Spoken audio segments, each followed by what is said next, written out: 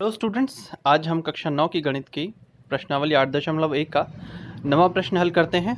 देखिए, इसमें लिखा है समांतर चतुर्भुज ए बी सी डी के विकर्ण बी डी पर दो बिंदु P और Q इस प्रकार स्थित हैं कि DP और BQ बराबर हैं। हमें दर्शाना है, इसमें कुछ भाग हैं। पहले भाग में है त्रिभुज APD और त्रिभुज CQB आपस में सर्वांग सम है, और दूसरा सिद्ध करना है कि AP और CQ आपस में बराबर होंगे।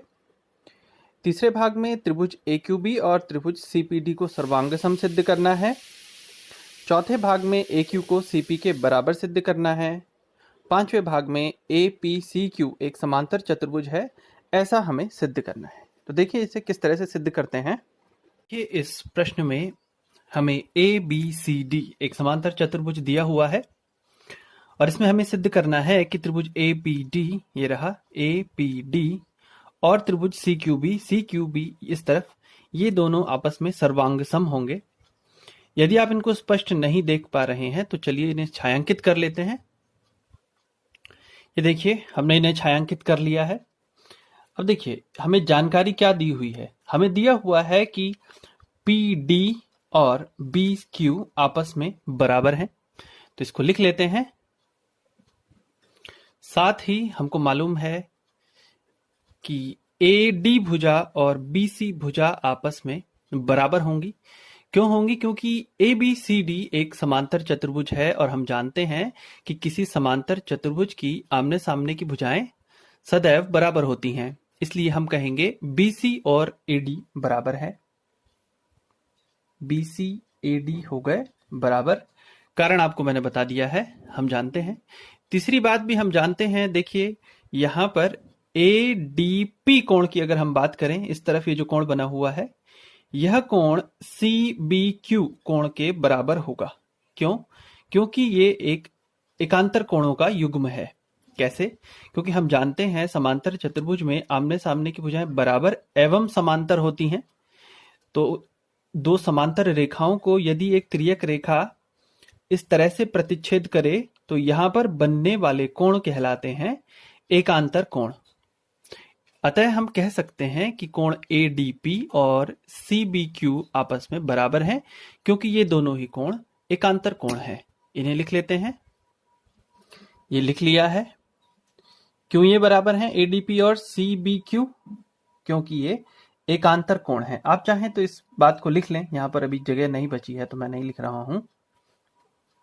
अब देखिए, तीन बातें हो गई हैं। दो भुजाएं और उनके अंतर्गत आने वाला कोण आपस में बराबर हो चुके हैं, यानी ये जो त्रिभुज है, ये दोनों ही त्रिभुज SAS भुजा कोण भुजा सर्वांग समता कसौटी से सर्वांग सम होंगे। कैसे?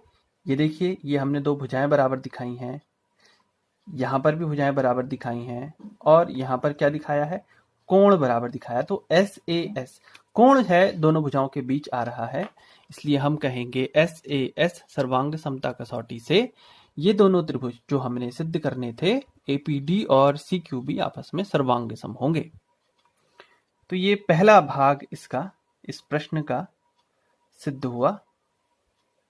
अब देखिए, दूसरे भाग में क्या पूछा गया है।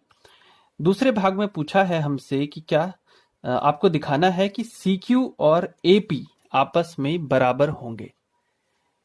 लिख लेते हैं। देखिए, अब जो हमने सिद्ध किया है पहले, वो है त्रिभुज APD ये वाला त्रिभुज और CQB ये आपस में सर्वांग सम है। तो देखिए, पहले त्रिभुज में AP के संगत कौन है? यहां देखें, वो है CQ। हम कहेंगे AP भुजा के संगत CQ है। तो हम जानते हैं सर्वांग सम त्रिभुजों के संगत भाग बराबर होते हैं, इसलिए AP बराबर CQ। ये तो सीधे ही सिद्ध हो गया, नियम रहा CPCT से। हाँ, ये तभी इतना आसान हो पाया जब हम पहले इस बात को सिद्ध कर चुके हैं कि APD और CQB आपस में सर्वांग सम है। यदि ये सर्वांग सम न होते तो हम सीधे एक लाइन में ऐसा नहीं लिख पाते। तो हमें क्या करना पड़ता? पहले इन दोनों को सर्वांग सम सिद्ध करना पड़ता, या कोई दूसरा तरीका हमें अपनाना पड़ता। तो फिलहाल हम क्योंकि पहले ही सिद्ध कर चुके हैं कि ये दोनों त्रिभुज सर्वांग सम थे, इसलिए यहाँ पर हम CPCT नियम का प्रयोग कर पाए हैं। अब देखते हैं भाग 3 में क्या कहा गया है। तीसरे भाग में हमें सिद्ध करना है कि त्रिभुज AQB और CPD त्रिभुज आपस में सर्वांग सम है। AQB देखें, AQB इस तरफ ये जो छोटा त्रिभुज बना हुआ है ये, और इस तरफ ये जो छोटा त्रिभुज बना है ये दोनों आपस में सर्वांग सम है। यदि ये समझने में थोड़ी भी कठिनाई आपको हो रही है तो चलिए मैं इसे छायांकित कर देता हूं। देखिए इन्हें हमने छायांकित कर लिया है। अब हमें इन दोनों को सर्वांग सम सिद्ध करना है। तो ये भी बिल्कुल पहले भाग की भांति, देखिए हमें मालूम है कि ABCD एक समांतर चतुर्भुज है, तो निश्चित तौर पर CD और AB हो गए बराबर। समांतर चतुर्भुज की आमने सामने की भुजाएं बराबर होती हैं इस वजह से।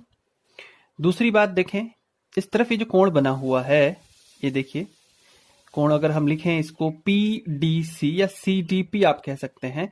CDP जो ये कोण होगा यहां पर है, ये कोण निश्चित तौर पर ABQ के बराबर होना चाहिए। क्यों? क्योंकि यह भी एकांतर कोण है।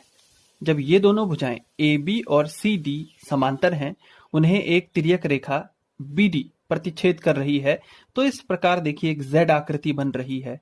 तो Z आकृति जब भी बनती है तो मैंने आपसे कहा है उनकी जो ये कोने होते हैं, बगलें होती हैं, बगलें, इन पर एकांतर कोण बनते हैं और ये माप में बराबर होते हैं। इसलिए ABQ कोण और PDC कोण आपस में बराबर हैं क्योंकि ये एकांतर कोण है। तीसरी बात, PD और BQ बराबर हैं। ये हमें प्रश्न में पहले से दिया हुआ था, ये हमने पहले भाग में भी इसका प्रयोग किया हुआ है। तो ये 3 बातों से हम कह सकते हैं कि ये दोनों ही त्रिभुज आपस में सर्वांग सम है। चाहे तो हम इनको लिख लेते हैं। देखिए समय बचेगा तो मैं इसको लिख देता हूं। तो इसलिए देखिए भुजा के लिए यदि हम S का प्रयोग करते हैं तो SAS सर्वांग समता कसौटी से ये दोनों त्रिभुज पुनः सर्वांग सम हो जाते हैं। यही हमें सिद्ध करना था। ये बात सिद्ध हुई। अब देखें तीसरा भाग। तीसरे भाग में हमसे क्या पूछा गया है? ठीक इसी प्रकार से हमें पूछा गया है AQ और PC आपस में बराबर होंगे या उन्हें सिद्ध करना है। तीसरा नहीं, चौथे भाग में ऐसा पूछा गया है। तो इसे कर लेते हैं। तो देखिए आशा करता हूं ये तो आप स्वतः ही समझ गए होंगे। AQ देखिए, ये जो हमने सर्वांग सम सिद्ध किए हैं दो त्रिभुज, AQ के संगत कौन है? देखिए CP। यहां के पहले 2 अक्षर देखें AQ है, इस तरफ के पहले 2 अक्षर हैं CP, यानी AQ और CP हो गए बराबर। वैसे ही संगत हैं और CPCT नियम के हिसाब से ये बराबर हो गए, अतः यह भी स्वतः सिद्ध हो गया। लेकिन ये तभी सिद्ध हुआ है जब हम ये जानते हों कि ये 2 त्रिभुज आपस में सर्वांग सम थे, और ये हम सिद्ध कर चुके हैं। तो इसको भी लिख लेंगे। तो संगत भाग बराबर, अतः ये चौथा भाग भी इसका हल हो गया है, सिद्ध हो गया है। अब है अंतिम भाग। हमें यह सिद्ध करना है कि APCQ, ये जो अंदर तरफ एक चतुर्भुज बना हुआ है, यह एक समांतर चतुर्भुज है। तो इसके लिए हम एक प्रमेय जो इस प्रश्नावली से ठीक पहले थी, एक नियम, यह था 5वें भाग में हमें सिद्ध करना है कि APCQ एक समांतर चतुर्भुज है। देखिए इससे पहले हमने यहाँ पर 2 चीजें पहले से सिद्ध की हुई हैं। एक तो ये पहले भाग में दूसरे भाग में हमने देखा था कि AP और CQ आपस में बराबर हैं। देखिए ये इस चतुर्भुज की आमने सामने की भुजाएं हैं, AP और CQ ये बराबर हैं। फिर एक हमने चौथे भाग में सिद्ध किया कि AQ और CP भी बराबर हैं। AQ और CP ये इस चतुर्भुज की आमने सामने की एक और भुजाओं का जोड़ा है। अर्थात हमारे पास 2 परिणाम ऐसे हैं जो ये बताते हैं कि इस चतुर्भुज की आमने सामने की भुजाएं बराबर हैं। और हम जानते हैं कि ऐसा चतुर्भुज जिसकी आमने सामने की भुजाएं बराबर हों वो समांतर चतुर्भुज होता है। तो बस इन दोनों ही रिजल्ट्स के आधार पर हम कहेंगे कि ये जो दिया गया चतुर्भुज है APCQ, ये एक समांतर चतुर्भुज है। इसे लिख लेते हैं। इससे पहले हम इन दोनों को समीकरण संख्या 1 और समीकरण संख्या 2 लिख लेते हैं। अब हम लिखते हैं कि समीकरण 1 और 2 की मदद से, अतः APCQ एक समांतर चतुर्भुज है। देखिए, इस तरह से ये पूरा प्रश्न हल हो गया है।